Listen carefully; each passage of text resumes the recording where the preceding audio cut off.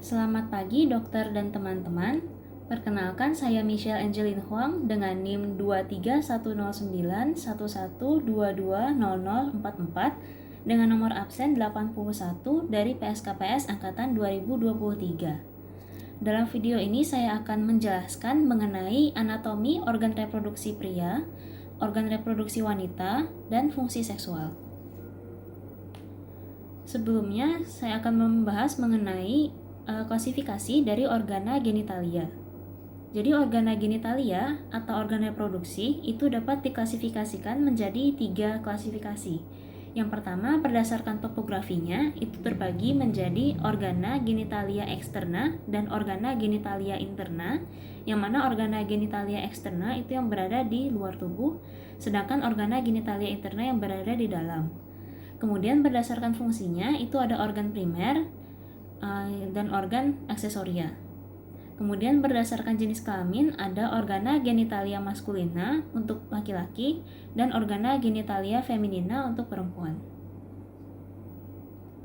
Pertama, saya akan menjelaskan mengenai organ reproduksi pria atau organa genitalia maskulina. Organa genitalia maskulina ini dapat dibagi menjadi organa genitalia externa dan organa genitalia interna. Untuk organa genitalia externa itu terbagi menjadi penis dan skrotum, sedangkan untuk organa genitalia interna itu terdiri dari testis, epididymis, ductus deferens, vesicula seminalis, ductus ejaculatorius, glandula prostata, dan glandula bulbouretralis. Baik, pertama saya akan menjelaskan mengenai organa genitalia eksterna. Namun sebelumnya dapat dilihat bahwa ini adalah potongan median sagital atau mid sagital dari organa genitalia maskulina. Selanjutnya, organa genitalia eksterna yang pertama adalah penis. Penis itu terdiri dari 3 bagian, ada radix, kemudian ada corpus penis, dan ada glans penis. Radix penis itu adalah bagian akar, corpus penis adalah bagian tubuhnya, kemudian untuk glans penis itu adalah bagian ujungnya. Penis sendiri untuk bagian radixnya, radix penis itu dibentuk oleh 3 massa jaringan erektil. Yang pertama adalah bulbus penis, kemudian ada crus penis dextrum dan crus penis sinistrum. Selain itu juga terdapat musculus bulbospongiosus dan musculus ischiocavernosus. Kemudian untuk corpus penis itu adalah bagian yang diselimuti oleh kutis atau kulit, dan untuk glans penis itu berada di ujung. Nah, kalau yang tadi itu ada crus penis ya, di bagian radixnya ada crus penis dan ada bulbus. Untuk crusnya itu menempel di inferior ramus osis ischii. Kemudian sambungan antara corpus dan glans penis dapat dilihat di bagian sini. Ini bagian corpusnya dan ini bagian glans penis. Di antara corpus penis dan glans penis itu dihubungkan oleh struktur yang disebut column glandis atau bagian lehernya. Kemudian di sini juga terdapat prepucium penis. Prepucium penis ini adalah bagian yang menyelimuti dari kolum glandis sampai ke glans penis. Di bagian luar, biasanya prepucium penis ini adalah bagian yang akan disirkumsisi. Kemudian juga ada corona glandis, itu adalah bagian yang menonjol. Kemudian ada frenulum preputii di bagian ventral yang berperan seperti pengikat. Selanjutnya di bagian medial itu terdapat ini ostium uretra externum yang merupakan muara dari uretra, tempat keluarnya urin. Selanjutnya pada potongan melintang, di sini dapat dilihat bahwa penis itu memiliki 2 fasia. Ada fasia penis superficialis yang nama klinisnya itu adalah fasia Bax, kemudian fasia coles, kemudian ada fasia penis profunda yang nama klinisnya itu adalah fasia Bax. Kemudian di bagian penis, di potongan melintang ini juga terlihat ada 3 bagian. Di bagian dalam sini ada corpus cavernosum, itu sepasang. Kemudian ada corpus spongiosum. Di dalam corpus cavernosum itu terdapat pembuluh darah, yaitu arteri profunda penis. Kemudian di dalam korpus spongiosum itu terdapat struktur yang disebut dengan uretra. Jadi fungsi dari spongiosum itu adalah mempertahankan uretra agar tidak kolaps saat penis ereksi. Sedangkan untuk korpus cavernosum itu fungsinya adalah dia akan membesar ketika terjadi ereksi. Kemudian di sini juga terdapat beberapa vaskularisasi.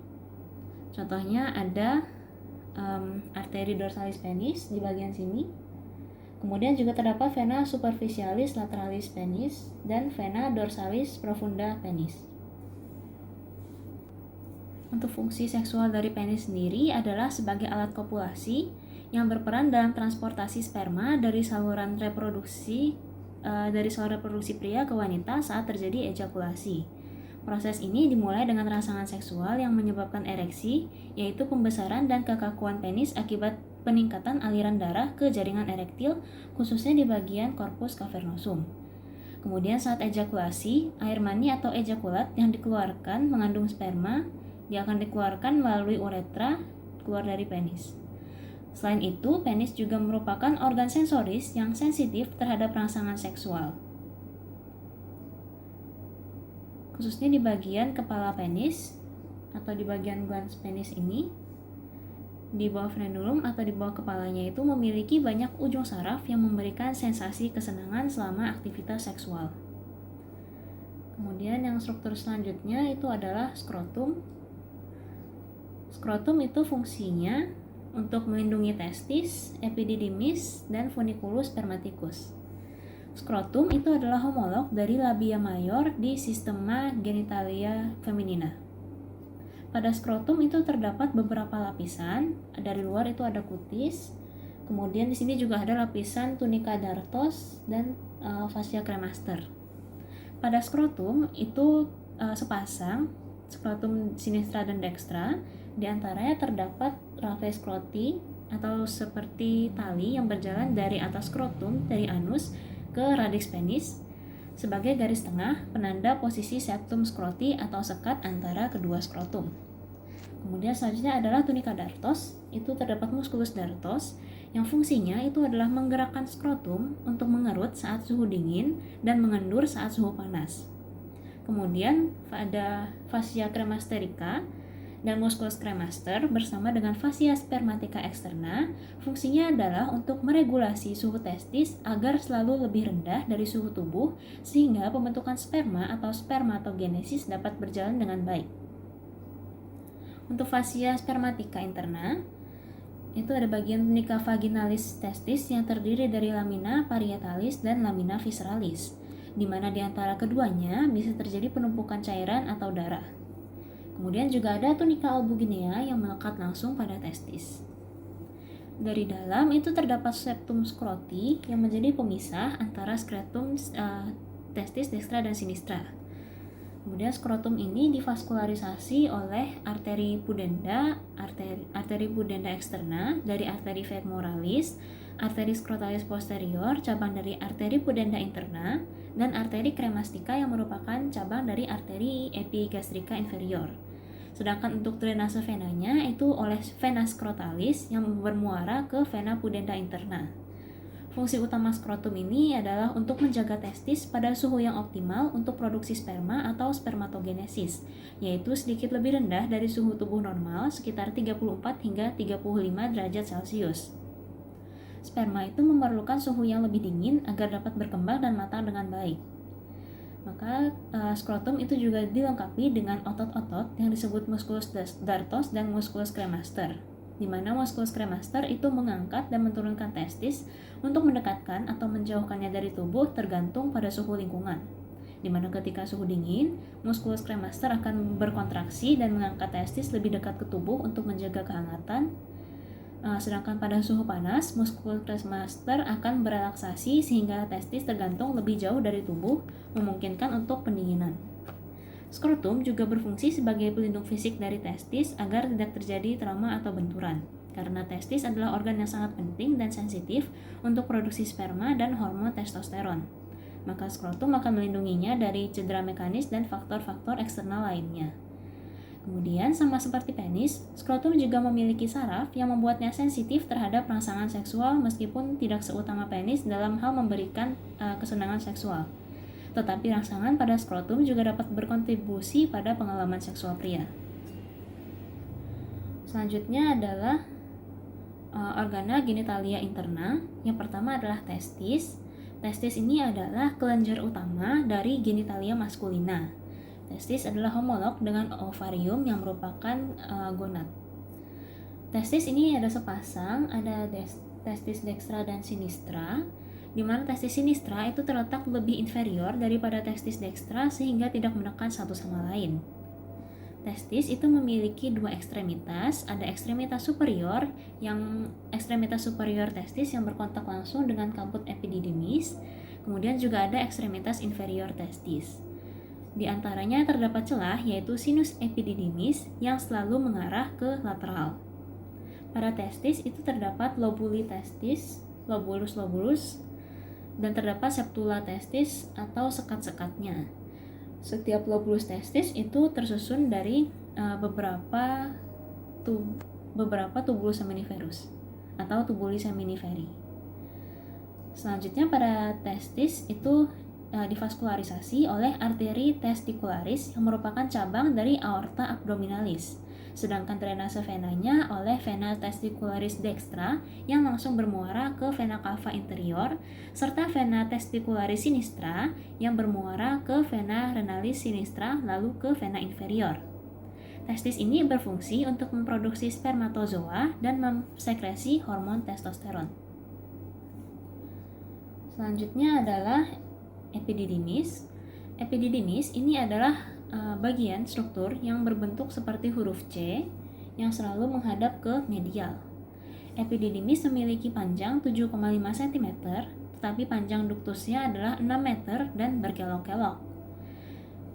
Epididymis sendiri terdiri dari kaput epididymis bagian kepala, kemudian juga ada korpus epididymis bagian badan, dan cauda epididymis bagian ekornya. Untuk kaput epididymis itu terletak di superior testis, paling besar dari korpus dan cauda, karena muara ductus efferentes ada 12 pasang di sini. Sehingga kaput epididymis itu tebal dan juga menjadi tempat pematangan sperma.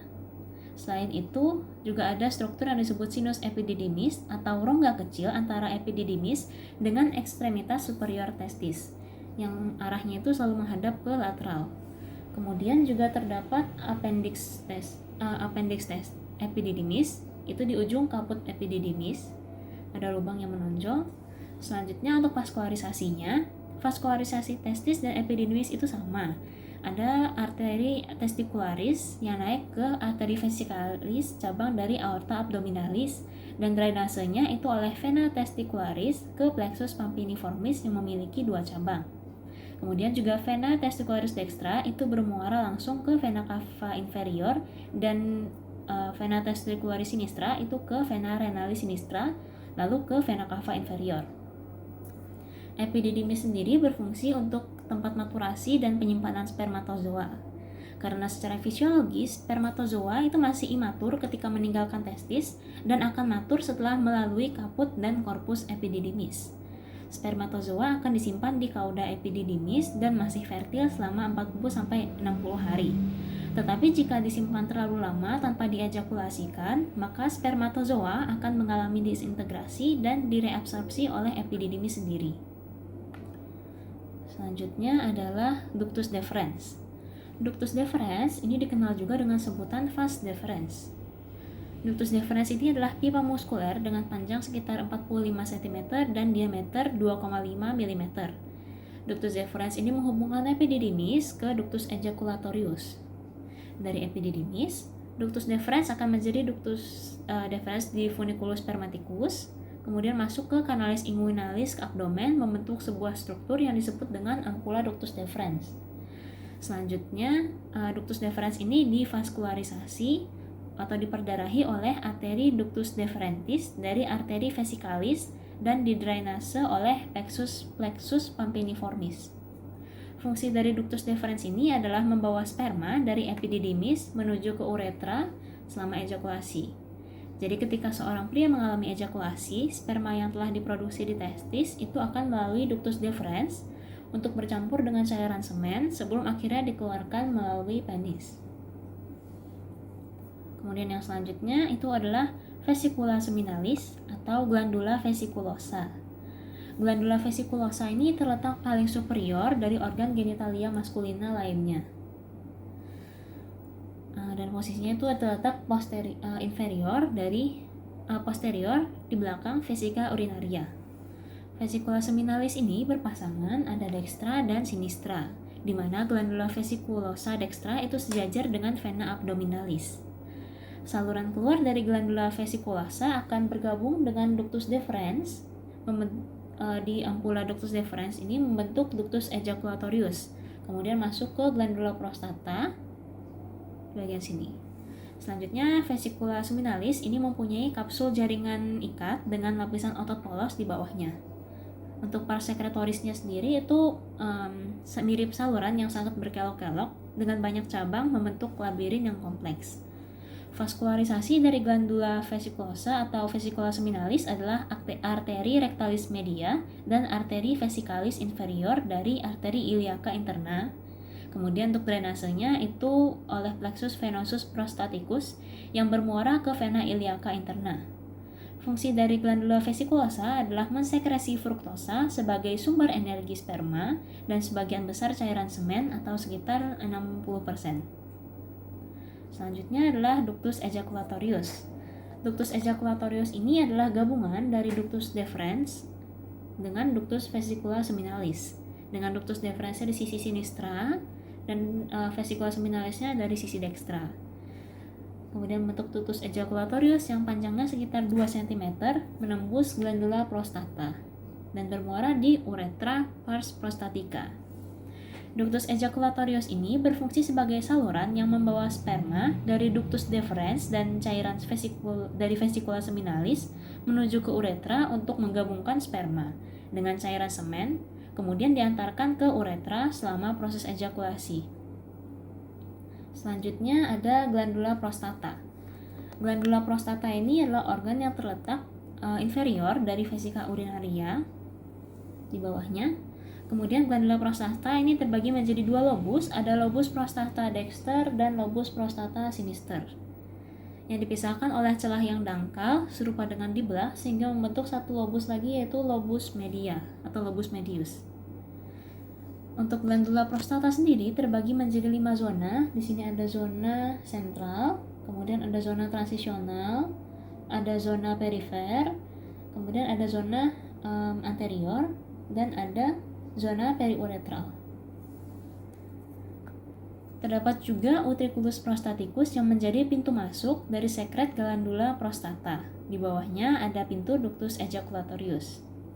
Vaskularisasi dari glandula prostata ini sama seperti vaskularisasi glandula vesiculosa atau vesika seminalis, yaitu dari arteri rectalis media dan arteri vesicalis inferior dari arteri iliaca interna. Kemudian untuk drainase venanya itu oleh plexus venosus prostaticus yang bermuara ke vena iliaca interna. Glandula prostata ini berfungsi untuk menghasilkan cairan prostat yang merupakan bagian dari cairan semen. Cairan ini berperan penting dalam mendukung mobilitas untuk kelangsungan hidup sperma setelah ejakulasi. Cairan prostat itu bersifat sedikit basah yang membantu menetralkan keasaman dalam uretra dan vagina, sehingga menciptakan lingkungan yang lebih mendukung bagi sperma untuk mencapai ovum. Selain itu, glandula prostata juga mengendalikan urin dan semen melalui uretra. Selanjutnya, yang terakhir itu adalah glandula bulbouretralis.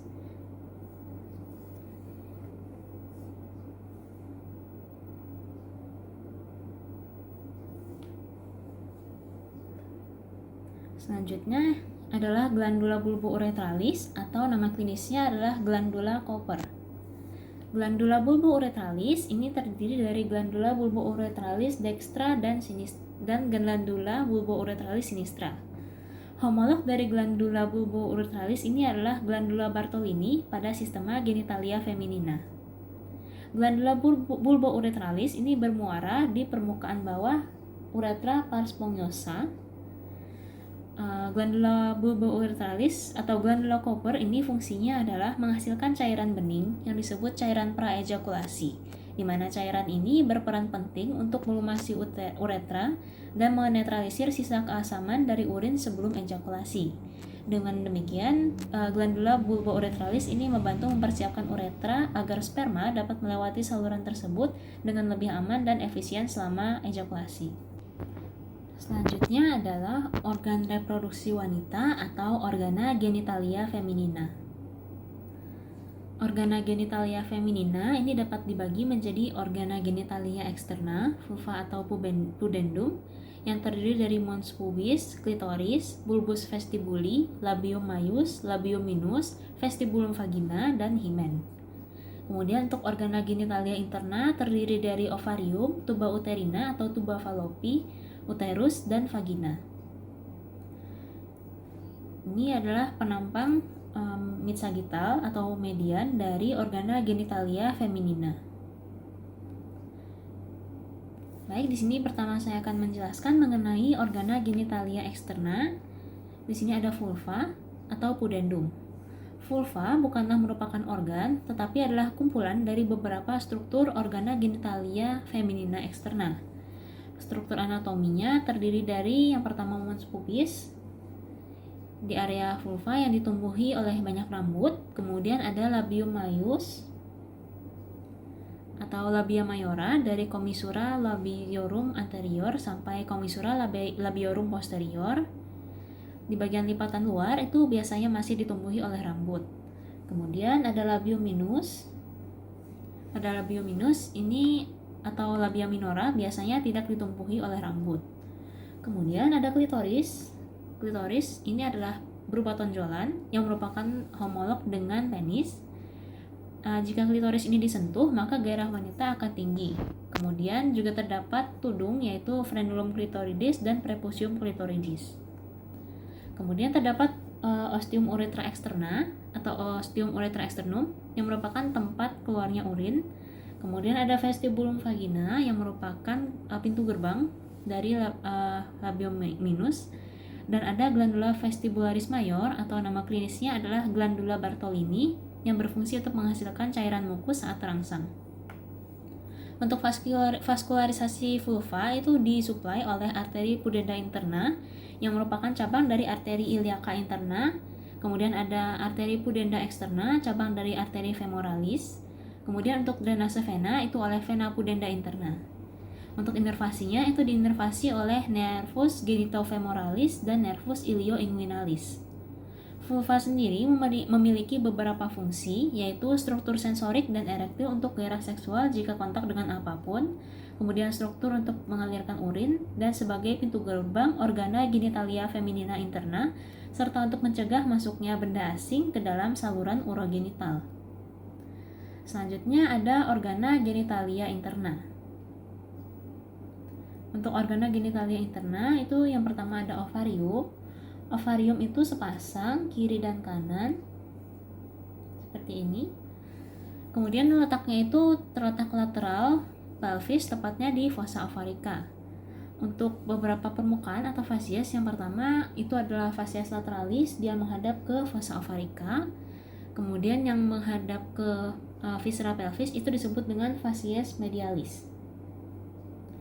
Selanjutnya untuk ujung atau ekstremitas ada dua juga. Yang pertama itu adalah ekstremitas uterina karena dia menghadap ke uterus.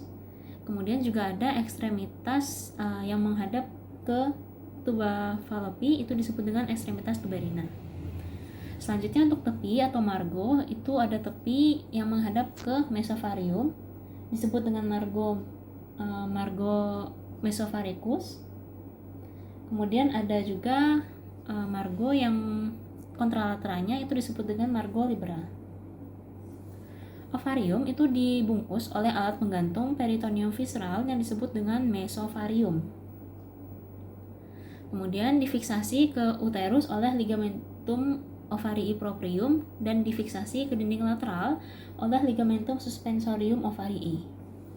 Ovarium ini adalah homolog dari testis karena memiliki asal-usul yang sama secara perkembangan.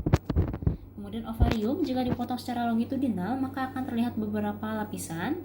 Lapisan luarnya itu adalah epithelium germinativum, kemudian ada tunica albuginea, cortex, dan medula yang berisikan folliculus ovaricus mulai dari folliculus ovaricus primordial, folliculus ovaricus primer, folliculus ovaricus sekunder, folliculus ovaricus the graft atau folliculus ovaricus maturus. Kemudian juga terdapat ovum, corpus luteum, dan corpus albicans. Ovarium memiliki fungsi sebagai penghasil dari ovum atau sel telur. Selanjutnya adalah tuba uterina atau tuba fallopi. Tuba uterina ini adalah saluran penghubung antara ovarium dengan uterus. Tuba uterina ini memiliki alat penggantung dari peritoneum visceral yang disebut dengan mesosalpinx. Untuk strukturnya sendiri ada infundibulum, ampula, isthmus, pars uterina, ostium abdominal, dan ostium uterinum. Pada infundibulum itu terlihat struktur yang berbentuk seperti jari yang disebut dengan fimbria yang fungsinya untuk menangkap ovum dari ovarium. Kemudian untuk lubang yang bermuara ke cavitas uteri itu disebut ostium uterinum. Pada potongan memanjang seperti ini terlihat bahwa pada lapisan mukosa tuba uterina ini terlihat melipat-lipat, disebut dengan plika tuba uterina. Strukturnya seperti tadi. Kemudian juga ada yang disebut dengan ampula tuba uterina. Bagian ampula itu adalah bagian yang paling besar karena merupakan tempat terjadinya fertilisasi. Kemudian juga ada isthmus tuba uterina, itu bagian penyempitan, dan ada pars uterina tuba uterina yang merupakan tempat masuk ke uterus, yang dimana lubang bukaannya itu disebut ostium uterinum tuba uterina. Tuba uterina sendiri divaskularisasi oleh arteri ovarica yang merupakan cabang langsung dari aorta abdominal, arteri uterina yang ramus tuberius dan ramus ovaricus, serta drainase vena oleh vena ovarica.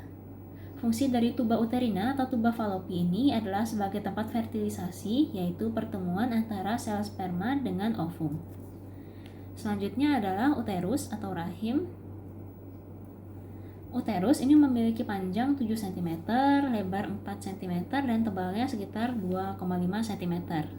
Lapisan uterus dari dalam keluar itu ada endometrium paling dalam, kemudian ada myometrium, lapisan otot yang paling tebal, dan perimetrium. Uterus ini terdiri atas bagian fundus dasar, kemudian ada korpus bagian badan, dan cervix atau bagian lehernya. Antara korpus dan cervix itu ada penyempitan yang disebut dengan isthmus. Kemudian saluran pada cervix itu disebut canalis cervicis uteri. Kemudian saat terjadi implantasi dari blastokista atau blastula itu biasanya terjadi di korpus, di daerah yang dekat dengan fundus. Kemudian dalam uterus itu terdapat rongga yang disebut dengan cavitas uteri atau cavum uteri. Selanjutnya untuk permukaannya, permukaan yang menghadap ke depan itu disebut dengan facies anterior atau facies vesicalis karena menghadap vesika urinaria. Kemudian permukaan yang menghadap ke belakang itu disebut facies posterior atau facies intestinalis karena menghadap ke arah rektum dan usus. Untuk tepinya atau margo itu disebut dengan margo lateralis. Posisi uterus normalnya adalah anteversio dan anteflexio. Untuk versio itu ditentukan untuk posisinya itu anteversio dan anteflexio dibentuk oleh aksis vagina, aksis cervix, dan aksis corpus uteri. Sudut yang dibentuk oleh aksis vagina dengan aksis cervix uteri itu disebut versio, sedangkan sudut yang dibentuk oleh cervix uteri dengan corpus uteri itu disebut flexio. Ketika aksis vagina dan aksis cervix uteri itu membuka ke depan seperti ini, maka di sini ada sudutnya itu disebut dengan anteversio. Sedangkan sudut yang dibentuk oleh aksis cervix uteri dan aksis corpus uteri yang membuka ke depan itu disebut dengan anteflexio. Jadi posisi normalnya itu adalah anteversio dan anteflexio.